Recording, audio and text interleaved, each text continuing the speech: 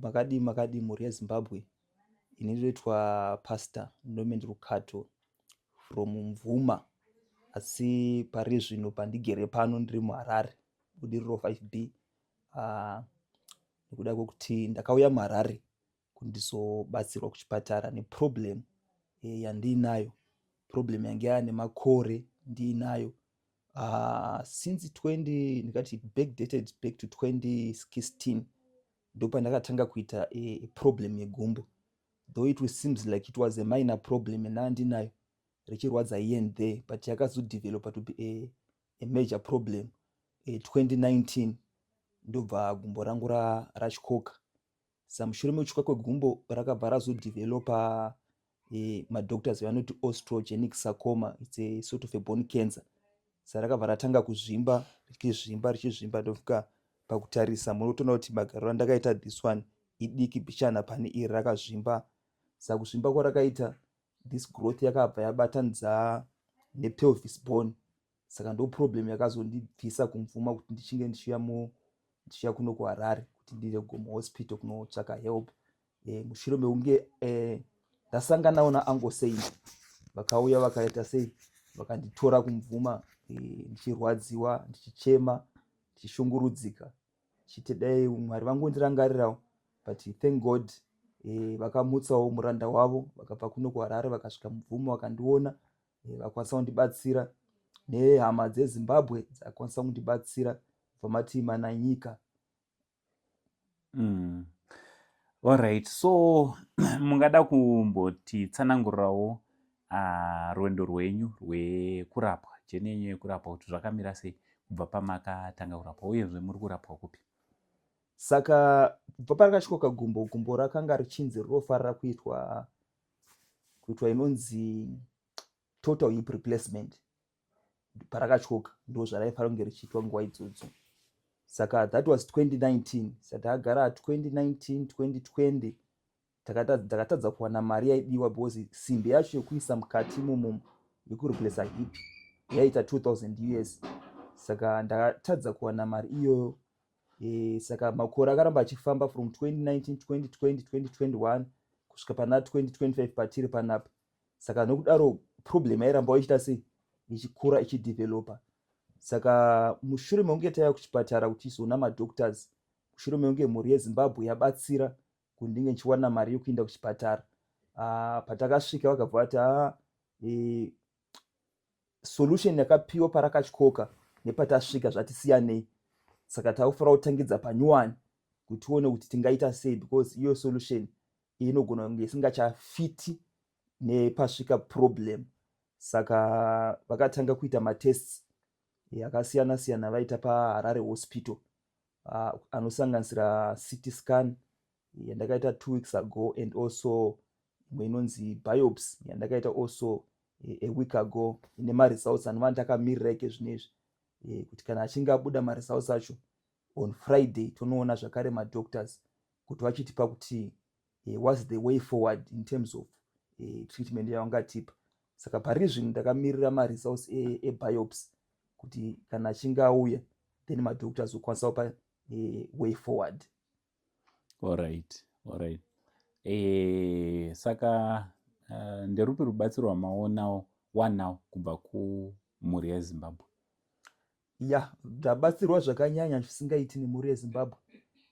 Tichitarisa first in terms of medical support, right, saizvozvo chirungu chinoti netsepichana tichitarisa divi rezvekurapwa, ndakabatsirwa nemari yakawanda, kwete zvishoma, because isusu kana kuti inini nekufunga kwandaita ndaitiwo mari yangu ikasvikawo kana 2,500 inogona kuti inge iri mari inokwanisa kuti dambudziko rangu ritange kudi kubatsirika, nokuti simbi yega yaida 1,550.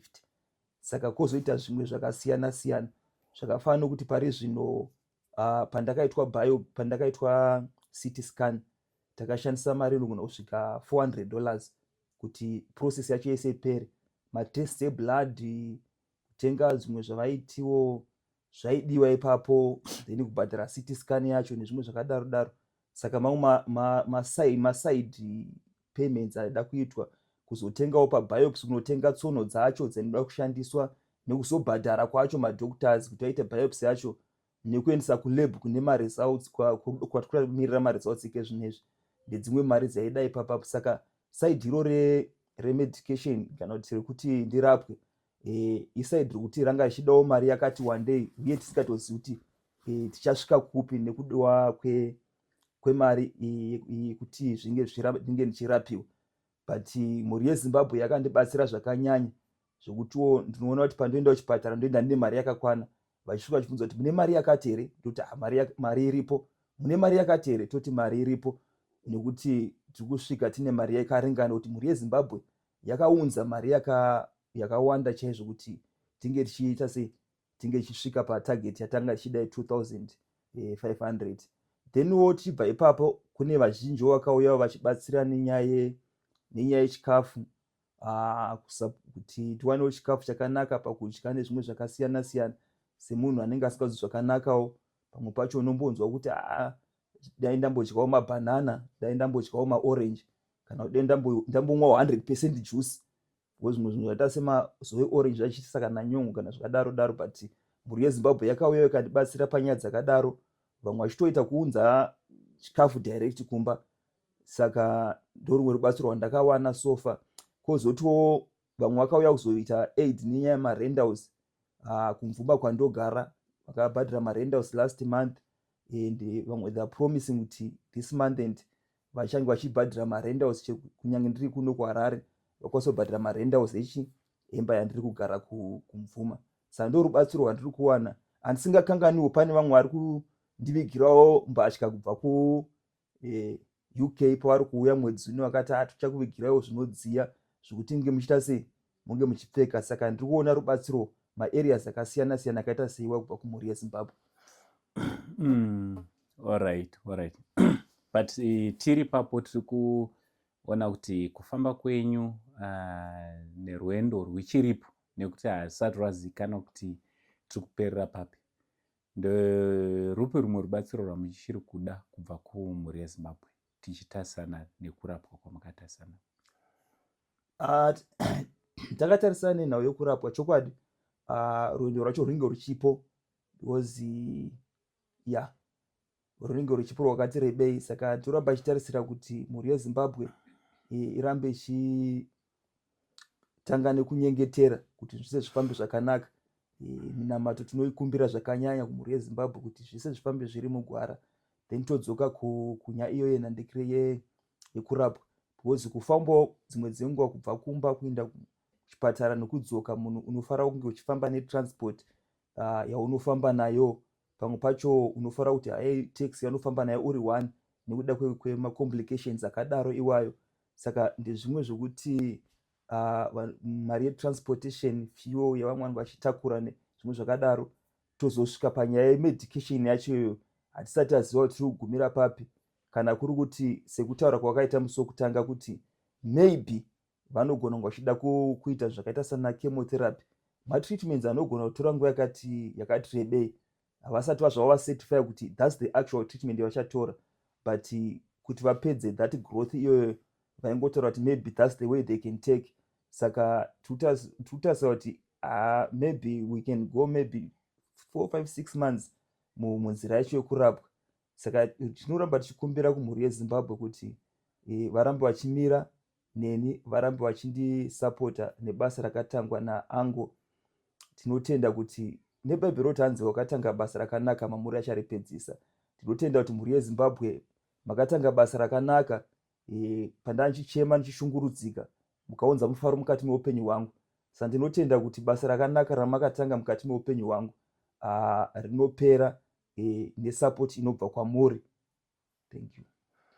Aiwa, tinotenda. Hamungangoende muri mufundisi ke? Basa renyu kuropafadza vanhu. Basa renyu kuti vanhu vanenge vachikuitirai zvakanaka muitirawo zvakanaka kuburikidza nemunamato. Mungasvitsawo mashoko mairi matatu here kuna Mwari, mashoko ekuropafadza hama dzese dziri kumira nemi nedzichamira nemi, nevaiona vhidhio ranhasi vari kuti aiva vada kukusapotai, vada kumira nemi. Tinotenda. Nhasi tichatanga kupedzisira. Alright. Mazvita enyu Baba, mazvita enyu Baba, mazvita, mazvita enyu Baba, mazvita, mazvita, mazvita enyu Baba, mazvita, mazvita, mazvita enyu Baba, pamusoro, pamusoro pakudenga kuna vatsvene voga. Pamusoro, pamusoro pakudenga kuna vatsvene voga, kuna vatsvene voga. Anoda kuendako, ngazviteurire, anozogadzirirwa nomweya weutsvene, nomweya weutsvene. Mazvita Mwari wamasimba ose, mazvita Mwari wekumusoro kudenga, mazvita agere pachigaro chenyasha. Takuongai masikati ezuva rakadai, taremekedza zita renyu changamire, sharuko wamazuva akafamba naAbhurahama naIsaka naJakobho. Muri Mwari, muri mutsvene, muri Mwari muna masimba, wokutanga nokupedzisira, asina mavambo, asina magumo. Tauya Mwari pachigaro chenyasha, Mwari masikati ano. Tauya Mwari wamasimba ose nevana veZimbabwe, mutsvene wekumusoro kudenga, mativi mana enyika, Mwari wekumusoro kudenga. Tanamata mutsvene wamasimba ose. Varipo Mwari vanoshingairira mutsvene wekumusoro kudenga. Varipo Mwari vane mwoyo, Mwari inorwadziwa changamere, vachiona Mwari matambudziko ari mukati nevana vevanhu, Mwari kumusoro kudenga, vachishuvira kuti Mwari dai matigonera, dai matigonesa, tagonawo Mwari kubatsira. Ndinonamata Mwari masikati ano. Zarurai masuo, zarurai nzira, zarurai Mwari mikana, mutsvene wamasimba ose kuvana veZimbabwe vavanopinda nekubuda, Mwari wekumusoro kudenga. Chiedza chenyu ngachivavhenekere, nyasha dzenyu ngadzive pamusoro peupenyu hwavo, mutsvene wekumusoro kudenga. Fevha ngaive pamusoro peupenyu hwavo, Mwari wamasimba ose. Fevha ngaive pamusoro peupenyu hwavo kumabasa, Jehovha. Fevha ngaive pamusoro peupenyu hwavo, Mwari, pane chimwe nechimwe chavanobata.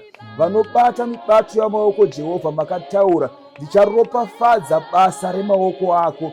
Ndizvo Mwari ndanamata Baba muzita raJesu weNazareta. Ngazvidaro Mwari wekumusoro kudenga, mumwe nemumwe Mwari munamati waanopfugama achidana kwamuri. Munzwei Mwari wekumusoro kudenga, pindurai Mwari wamasimba ose, nokuti muri Mwari vanonzwa munyengetero. Makati meso enyu ari pamusoro pevakarurama, uye nzeve dzenyu dzakarerekera kunzwa munyengetero yavo.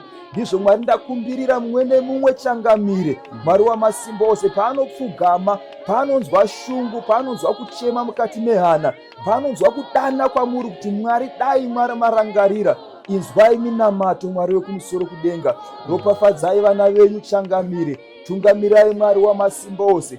Poresai Mwari vanorwara muzvipatara. Rangarirai Mwari vari mumajere. Mutsvene wekumusoro kudenga vanokwira nekudzika mumigwagwa, ngavarangarirwe mutsvene wekumusoro kudenga. Ndakuongai, ndakutendai mweya mutsvene, muzita raJesu weNazareta. Amen. Amen.